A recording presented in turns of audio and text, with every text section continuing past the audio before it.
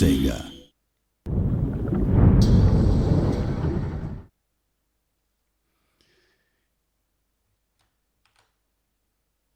Welcome, fight fans. Welcome. Here we are. It's been 3 weeks, and this is the finals weekend of the Alienware Arena Cup. We're bringing you the EU games. I'm Ami Politsai Funk. I'm here with my main man, Ipkai Funk. How you doing today, Ipkai?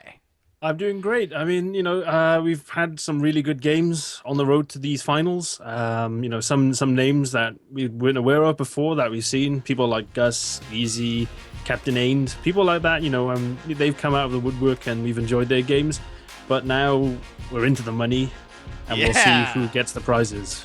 Hell yeah, we're into the money. We have a 1,750 euro prize pool up for grabs, and it will be decided this weekend. We're going to show you the first money game. It's going to be the losers brackets finals between Twister and Cruzzi. The winner of this is secured at least 500 euros. It's also got a shot at the grand prize of 1,000 euros. The loser of this game, Ipkai, is going to go home with 250 euros. Yeah, I mean, sizable amount, sizable prize. It's unusual that we get really big prize pots in the COHC. So it should be amazing to watch, some guys play for money. Hell yeah, it's a whole different experience. I wouldn't know. I've never done it. Ipkai, show us your shirt there. What's that say there on your shirt? No, this is actually the World Warrior t-shirt from Broken Tier. That's why it says Brazil on the top. Oh, all right. So you got Brazil. I got Deutschland Fußballbund. Yeah. We got to get this done in 2 hours, Ipkai, because I got something to do, man. We got Deutschland gig in Ghana later. I got to get all over that, man. Berlin's gonna go crazy. You guys might hear some fireworks going off if this thing runs too late, because it's gonna go nuts outside my window.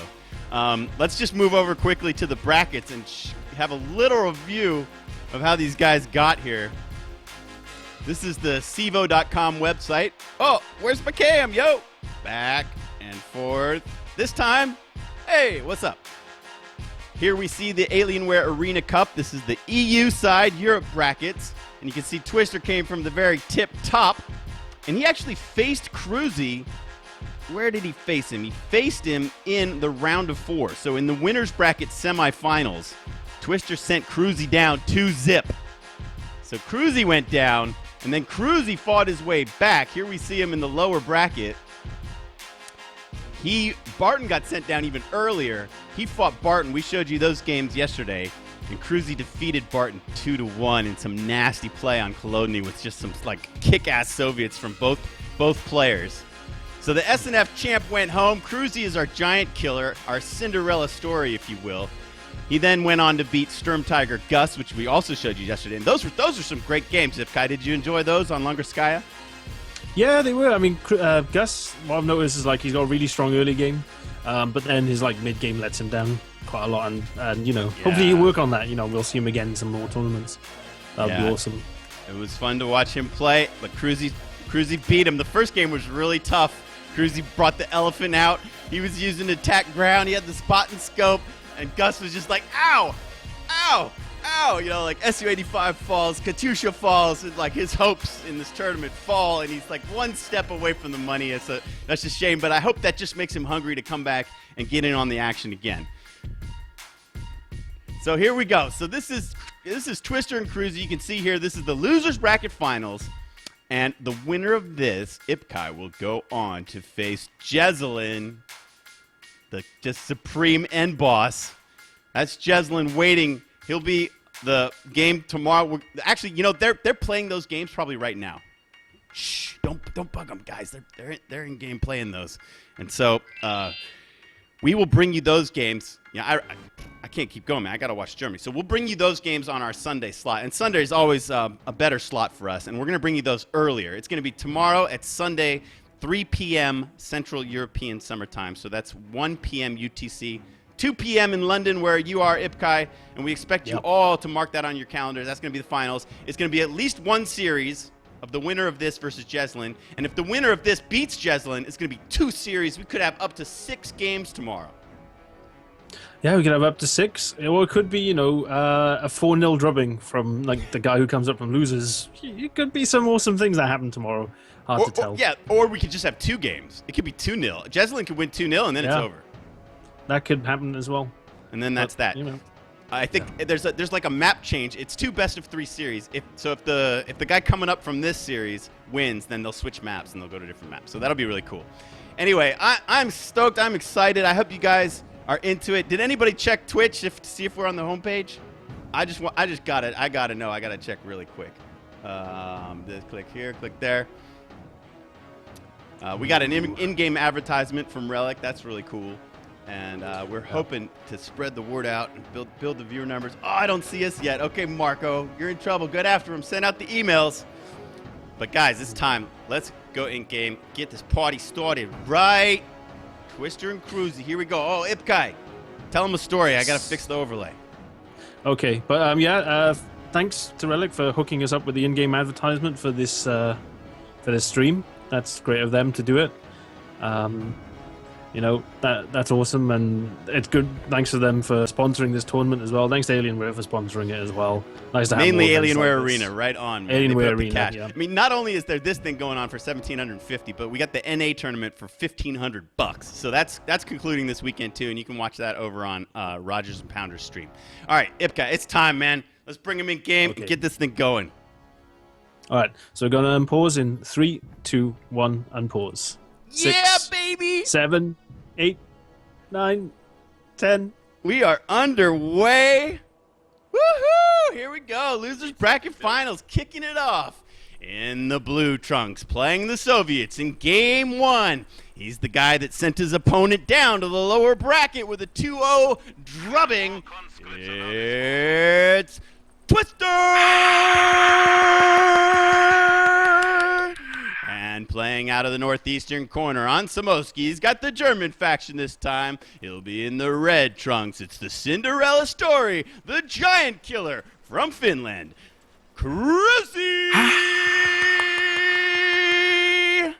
Let me throw up the resources for you guys as his pioneers cap that all-important fuel point. Mirror capping orders from these dudes. We've got some conscripts coming out from Twister. Some grenadiers coming out from Cruzzi. Man, Ipkai, I love that this is on Samoski Summer. I think it's one of my favorite KO2 maps. Yeah, but I prefer the winter version even more, actually. Really? I like them both, man. It's hard. Yeah. It's really hard to pick a favorite. Why do you like the winter version better? Because it's more open. Because of the crossings and stuff. Yeah, the different crossings. That's why I like it. But this is just so gorgeous. There's no snow. You know, yeah. You know, okay, you can. There are different paths, but this map is slightly faster because there's none of the heavy snow. So the units like get where they're going a bit quicker if they don't ever have to, you know, like lift their knees to climb through the snow. But yeah, it's a trade-off when you can't take a shortcut right across the lake. I mean, I just love that we have a winter version and a summer version, and man, I'd be just excited to see like rain versions and night versions. You know? Well, yeah. Funny you should say that. Overgrowth, that 2v2 map, is actually in this thunderstorm. Awesome. So yeah, which 2v2 map? Have they shown that yet? No, that's Drunken Gambits, the guy who won the 2v2 custom map. Oh, cool. Yeah, so we might see that in some ESL action soon. All right, first shots fired. We've got these Grenadiers garrisoning a house. The Pioneers finished capping. We've got another skirmish in the north. This is kind of a gank. It's Twister's conscripts in yellow cover versus Pioneers who run forward, man. They just got to leave. Come on, Cruzzi. You got to tighten it down, man. Oh, man. Almost loses that squad. That would be horrible for troop morale to get a wipe this early in the first engagement. He's also lost some Grenadiers in the center. Things are not going good early for our challenger, Cruzzi. No, that Grenadier squad with only 2 guys left, what happened was he crossed the road while those conscripts were in green cover, and because they went over the red cover, they took extra damage. So they just got blasted, basically. And that was bad positioning from Cruzzi at that point.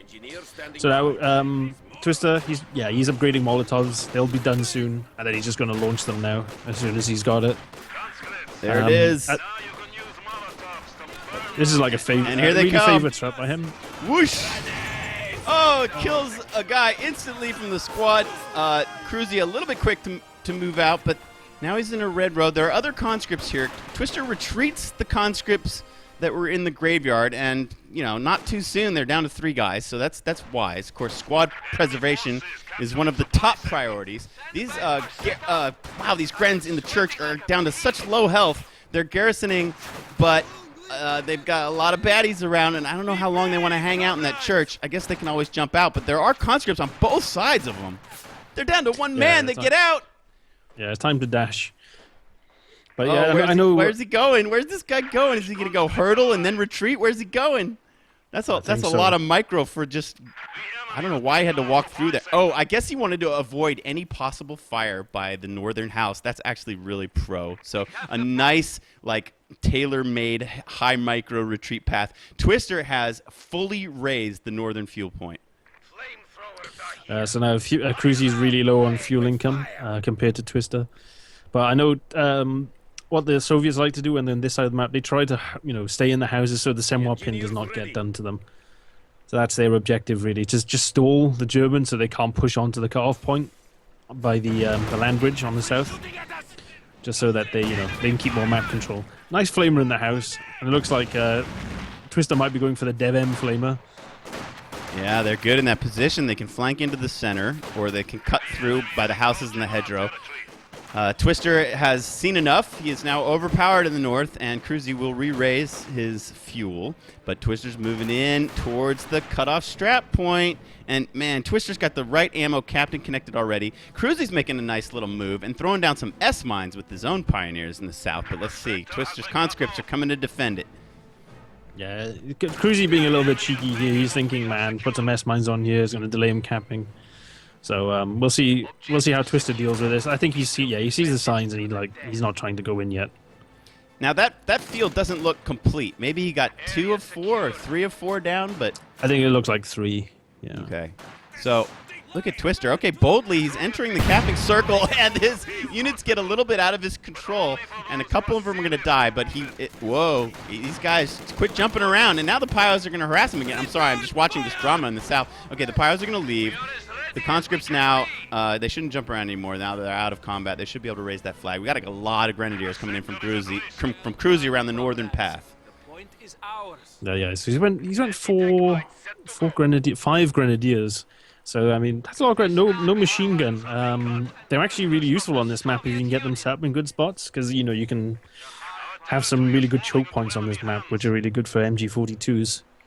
Use some barbed wire and protect the flanks. So I'm surprised that he hasn't built one, because I've seen him use them before as well. So that's intriguing why he decided not to use a machine gun. Twister's got some mines down, sort of on the right side of the map. Now he has been decapped of the fuel at the top, and there are some conscripts up there against tons of grenadiers. Okay, smart. They're going to retreat. Not even going to mess around with that. But I think Cruzzi will also win this little skirmish by the strap point. Who's oorahing where? Oh, Twister's bringing units back from the center to try to fight off all these grenadiers. He'd really like to reconnect his ammo, although it's not a dire necessity because he still has the one on the right. And there's something as well with Oorah. A lot of people use Oorah offensively to try and get into fights, but what you can do is use our Oorah to get out of fights as well, so you can save manpower. Save yourself from losses, and reposition. And I think not enough people do that at the moment. Okay, well, Twister doesn't want to lose these squads. He tries to retreat early, but wonderful focus firing from all 4 of Cruzzi's units just kills those 3 conscripts right away. That's the first squad wipe, and that's a good win for Cruzzi. It might help him get back into this. Yeah, it could be a slippery slope. You lose 1, then you lose 2, then you lose 3. We'll see how well composed Twister remains. Hopefully that one loss doesn't put him on tilt like yesterday. We mentioned that Gus was on tilt. You could see in the second game after losing the first, he was really affected by that. But we'll see how Twister deals with it after losing the unit. That was a wonderful scene with 3 conscript squads oorahing across the bridge. Cruzzi's grenadiers would have loved to have killed that other conscript squad that was weak and had been fighting for a long time. But when he saw the hordes of Russians oorahing across, He was wise and safely retreated his grenadiers. Let's talk a little bit about teching Ipkai. We have a quick tier 2 and then immediately tier 3 from Twister. We already have tier 2 up from Cruzzi. Is there anything building? Nothing. He got the 222, but that's it. He's not building anything else at the moment. And Twister he's almost finished his tier 3 building, so I think he'll probably go for the T70, his unit of choice as of late. Where were those mines that were over here? Did they already get tripped off or swept? No, they got swept. Cruzzi must have swept them. Really nice play there. Wonderful tactical play, predicting that Twister has had so much of the center of Samoski for so long that a good player would lay some mines down. Twister had some mines down here, and I don't see any craters, so clearly Cruzzi swept them when I wasn't looking. Yeah. No, he hoovered them up. Nice. Good move. But yeah, Twister's got a Maxim now as well, and that's a good unit because that'll slow down German offense. Because I mean, all Cruzzi has is Grens. He doesn't have any like mortars or snipers. So I would have went a Maxim as well, and that would just slow down Grens quite a lot. There's also a T70 on the way. It's almost half complete. We're going to see that little bastard real soon, and it doesn't look like Cruzzi's prepared for it. Keep an eye on tier 2, and let me know if any kind of packs coming out, or maybe even some Panzer Grenadiers. Yeah, no, I'll keep you appraised of the situation. But it doesn't look like it looks like he's saving manpower, so probably for a pack, maybe PGs. I'm not sure what he'll spend his next lot of allocation of manpower on yet. Cruzzi's also got his MG42 set up defensively on the fuel. Maybe he's just so worried about Twister harassing his fuel, he's just like, I'm going to make sure he never gets it. Well, that was a good call, because here's Twister walking right into it. And even though he had the cover of his sandbags there and might have been able to get a Molotov off, Twister just says, nah, I'm going to work on the center and I'm going to micro my T70 and see how that plays. Yeah. So the 222's in trouble because the T70 can just completely destroy it, even with the autocannon upgrade. But a good move to just back off. A lot of Grens there, though. Behind the Grens, yeah. Good move. But they these are Grens such in the a middle, sweet Molotov target, right? Molotov target, and also as well, these ones out in the open, that squad could get killed. It's so low on health. Well, he retreated early enough, don't you think? If he went to chase it down, but no, he didn't risk it. And I suppose that's a good idea. Well, there could be a pack waiting. He doesn't know what's over there. He hasn't had any eyes on this territory for a while, so. And to Twister, it just looks like a ton of Grens. Yeah, as soon as he saw that T70, he built the pack. So that's that building now for Cruzzi. He's almost done. Man, double vet on these conscripts already.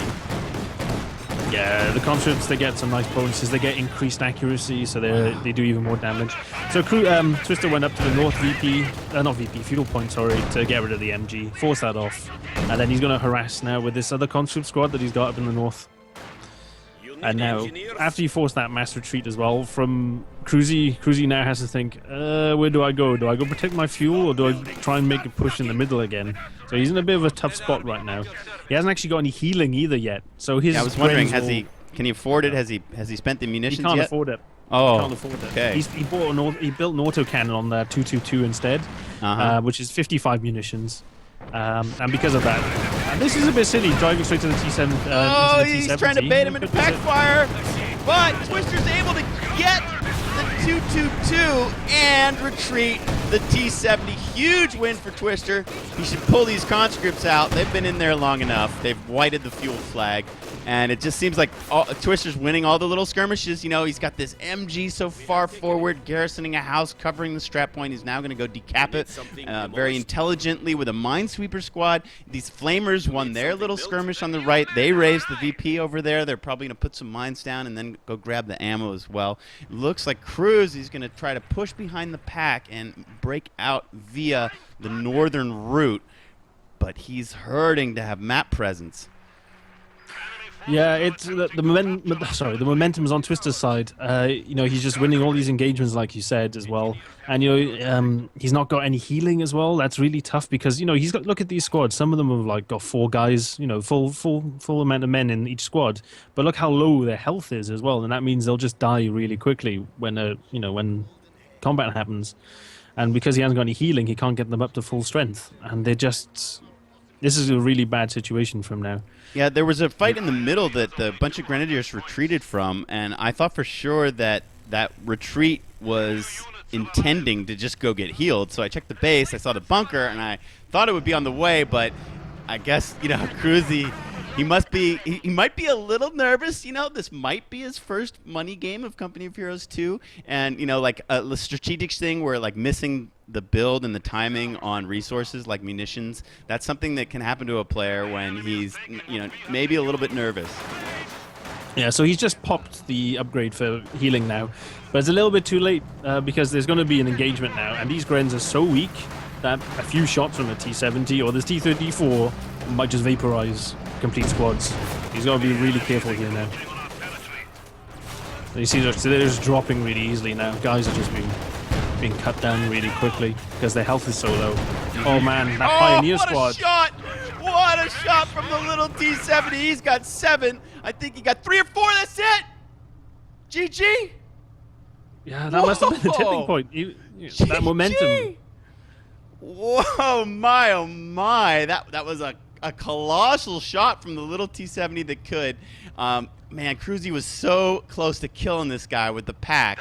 He rushed forward with the 222, and I guess, the timing was just a bit wrong. I think he went forward with the 222 a little bit too early. Maybe he hadn't had the pack set up yet right, but it just seems like he blasted forward too quick, and Twister was able to back up a bit, get one shot in, and then the pack, hit this huge shot, and the little T-70 got really hurt, but then the T-70 was able to kill the 222 and keep backing away, get on that road, and get out of there, and Twister is able to take a relatively easy game 1 in this best of 3.